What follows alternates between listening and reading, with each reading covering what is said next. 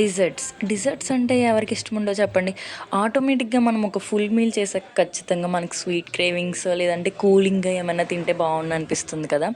అలాగా ఆ స్వీట్ క్రేవింగ్స్ని సింపుల్గా సాటిస్ఫై చేసుకుందాం జస్ట్ త్రీ ఇంగ్రీడియంట్స్ యూస్ చేసి. ఇది సమ్మర్ అయినా వింటర్ అయినా ఎటువంటి సీజన్లోనైనా మనం సింపుల్గా చేసుకోవచ్చు. అదే ఈ కోకోనట్ పుడింగ్ త్రీ ఇంగ్రీడియంట్స్ సింపుల్గా ఎలా చేసానో చూసేద్దాం, వచ్చేయండి. Hello guys, welcome back to our channel. నేను మీ ప్రియకృష్ణ. ఈ వీడియో కనుక మీకు నచ్చితే ఖచ్చితంగా లైక్ అయితే చేయండి. ఈ కోకోనట్ పుడింగ్ రెసిపీ మీకు సింపుల్ ప్రాసెస్లో చెప్పేస్తాను. నా ఛానల్ని కనుక ఫస్ట్ టైం ఎవరైనా చూస్తూ ఉంటే సబ్స్క్రైబ్ చేసి సపోర్ట్ చేయండి. ఫస్ట్ అయితే ఫ్రెష్గా తీసుకున్న కోకోనట్స్ అయితే తీసుకొని చిన్న చిన్న పీసెస్ కింద అయితే కట్ చేసుకోవాలి.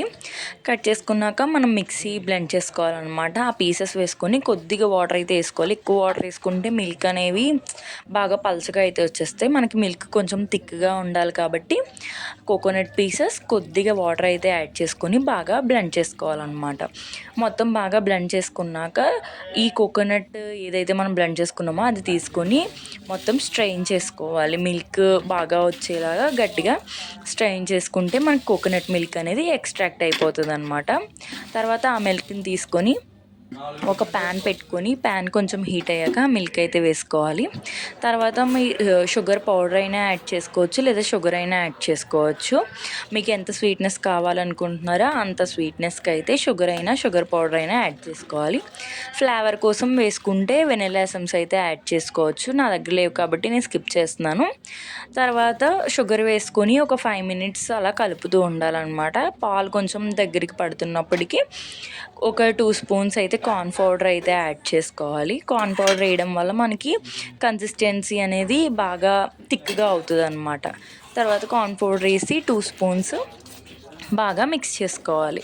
కార్న్ పౌడర్ వేసాక అలా కలుపుతూ ఉండాలన్నమాట. ఎందుకంటే థిక్గా అవుతూ ఉంటుంది కదా, అడుగైతే అంటుకుపోతూ ఉంటుందన్నమాట. అలా అంటుకోకుండా మనం సిమ్లో పెట్టుకొని అలా మిక్స్ చేస్తూ ఉండాలి. కన్సిస్టెన్సీ అనేది బాగా దగ్గర పడే వరకు. ఇదైతే ఒక 5 minutes అయితే టైం పడుతుంది కన్సిస్టెన్సీ దగ్గర పడడానికి. అలా ఒక 5 to 10 minutes వరకు అలా బాగా దగ్గరికి మిక్స్ చేసుకున్నాక కన్సిస్టెన్సీ మనకి దగ్గరికి అయ్యింది అనిపించాక ఒక బౌల్ అయితే తీసుకొని అందులో ఈ కోకోనట్ మిల్క్ అయితే యాడ్ చేసుకోవాలి. యాడ్ చేసుకొని ఒక 2 hours అయితే ఫ్రిడ్జ్లో పెట్టుకొని ఫ్రీజ్ చేసుకుంటే మనకి కోకోనట్ పుడింగ్ అయితే రెడీ అయిపోతుంది అనమాట. సాఫ్ట్గా చాలా బాగుంటుంది టేస్ట్.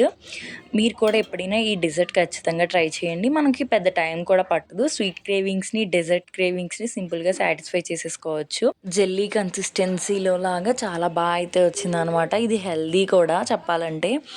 మీరు కూడా ఎప్పుడైనా వీలైతే ట్రై చేసి ఎలా వచ్చిందనేది ఖచ్చితంగా కామెంట్ అయితే చేయండి. నా వీడియోస్ కనుక నచ్చితే లైక్ చేసి సబ్స్క్రైబ్ చేసి సపోర్ట్ చేయండి ఫ్రెండ్స్.